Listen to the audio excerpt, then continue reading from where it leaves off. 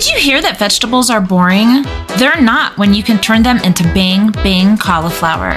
Hi friends, today I'm making the ever popular Bang Bang Cauliflower. Bang bang. Let's get started. The first thing we have to do is break down this cauliflower. I cut off the bottom and pull off the outer leaves. There's possibly a better way to do this, but honestly, I've never tried to find out.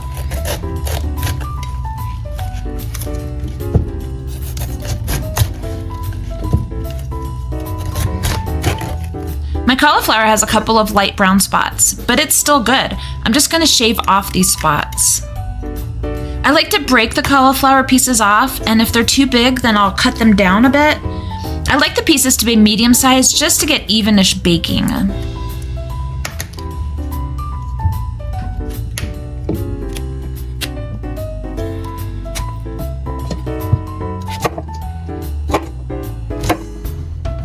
I wash my cauliflower after it's been broken into pieces.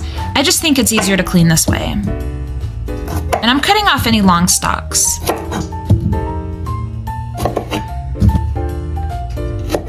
I'm gonna make a quick buttermilk. I like to use unsweetened plant milk for my savory dishes, and I just add 1 tablespoon of vinegar to the milk and let it sit for a few minutes. Then voila, buttermilk.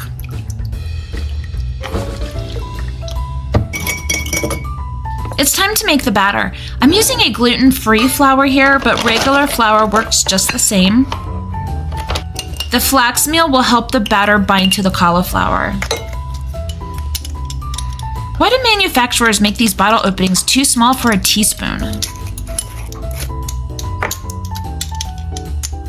Anyways, the full recipe is available in the description box below.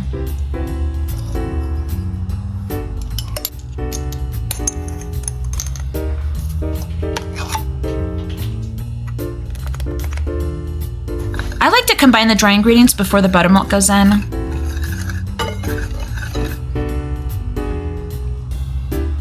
Have you ever noticed that sometimes when you follow a recipe that has a flour and a liquid, that the thickness doesn't seem appropriate? It's usually pretty easy to correct this when cooking, but first you have to know what the proper thickness of the batter should be.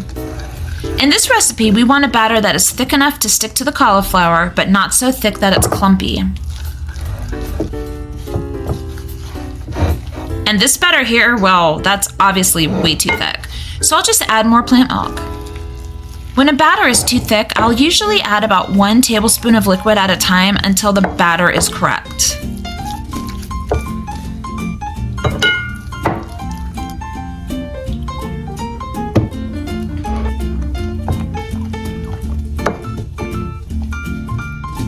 Once the cauliflower pieces are dipped into the batter, they then get rolled into breadcrumbs. I'm using a gluten-free panko. If you're celiac, trust me when I tell you that the gluten-free panko is awesome. It's a game changer. Sometimes I don't know what kitchen tool I want to use until I start getting my hands dirty, and then I'm like, why am I using this? This doesn't work. So I switched to tongs, which worked much better.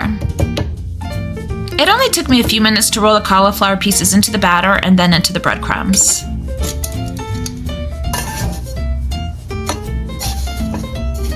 The coated cauliflower goes directly onto a baking sheet lined with a silicone baking mat, or you could use parchment paper.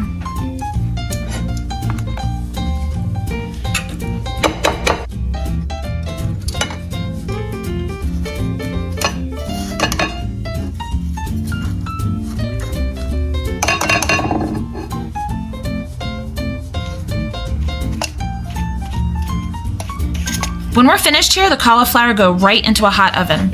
An air fryer is not required for this dish. And while they bake, let's make the sauce. This Bang Bang sauce is super easy to make. It's just mayonnaise, chili paste, and maple syrup mixed together. The chili paste can be found either in an Asian market or maybe even in your local grocery store. But if you can't find it, you could use sriracha. I think if you did use sriracha, you might have to adjust how much you use because it could be spicier. You can really control the heat here. If you're sensitive to heat, maybe start with half of what I'm using, or if you like it really spicy, you could add more chili paste or sriracha or chili flakes to bump it up. The maple syrup evens out the heat a bit. You can make it as sweet or not sweet as you like.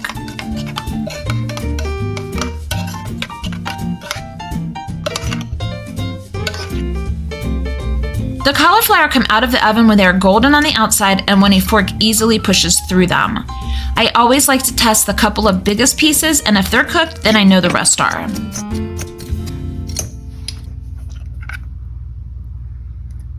Evenly coat the cooked cauliflower pieces with the Bang Bang sauce.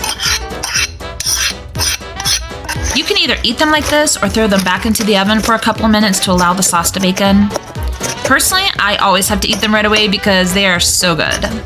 All right, doesn't that look so good? Oh my God, oh my God. I like to serve mine with rice. Sometimes that helps cut the heat. Plus you need more to eat than this, right? And a veggie, but I didn't make a veggie this time. So let's give this a taste. Doesn't that look amazing?